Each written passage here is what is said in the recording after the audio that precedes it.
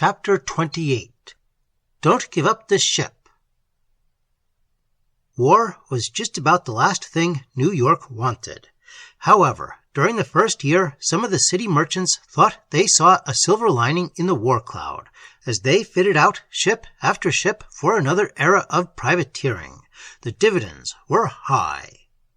New York's streets were not, at the very first, the scene of much excitement, for the British point of attack was elsewhere, and even the naval battles were fought beyond the horizon.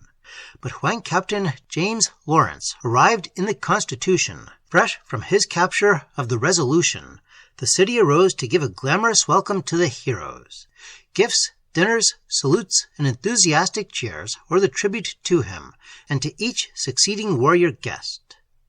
Nor was Captain Lawrence unworthy of the city's acclaim. After more daring exploits in the Constitution and the Hornet, he was placed in command of the Chesapeake. Just off Halifax, he encountered the British frigate Shannon, and the two vessels closed with each other. It was a desperate fight. The anchor of Lawrence's ship caught in the hull of his foe in such a way as to render the guns of the Chesapeake useless, and British shells at once raked her decks. As Captain Lawrence was carried below, mortally wounded, his last command, "Don't give up the ship," held the sailors at their posts until the little vessel was completely overpowered. Later, in Trinity Churchyard, the bodies of Captain Lawrence and his lieutenant, Augustus Ludlow, were both given a fitting hero's burial.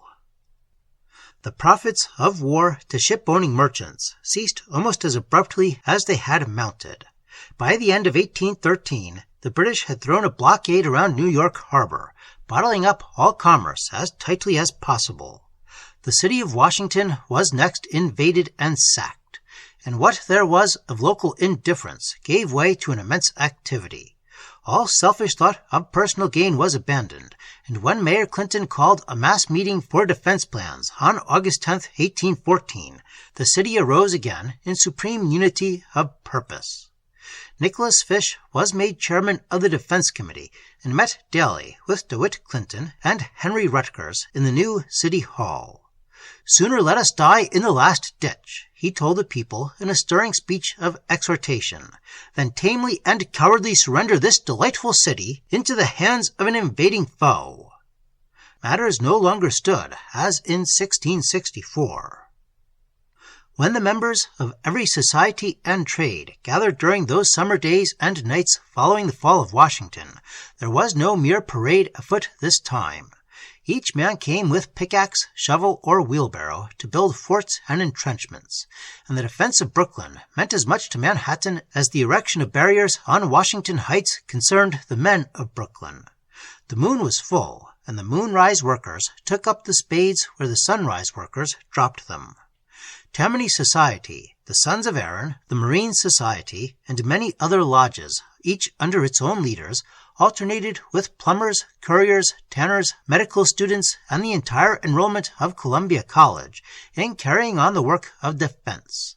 By a strange coincidence, the Columbia group, marching from their building at University Place, were assigned to the defenses at 123rd Street, practically upon the future site of their own campus.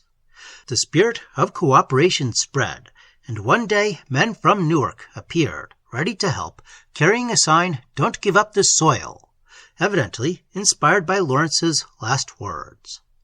With such security, schools were soon reopened, and the volunteer ditch diggers went back to their neglected shops. Barriers had been placed across Manhattan's upper end, the remains of which are standing today in Central Park at 110th Street and at 123rd Street and Amsterdam Avenue. Brooklyn Heights fairly bristled with defenses.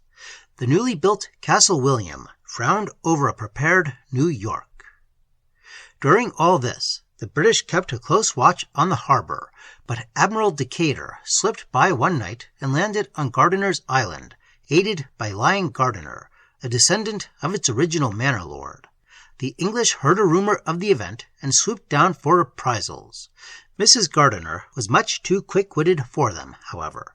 She put her husband to bed behind green curtains that gave his face a sickly pallor, strewed medicine bottles about, and met the invaders with such a convincing air of anxiety over her suffering patient that the English officers tiptoed away without making any arrest. However, the expected attack upon New York never occurred, and finally, in February 1816, news came that a treaty of peace had been signed in Ghent. The frenzied celebration that took place marked the beginning of modern New York.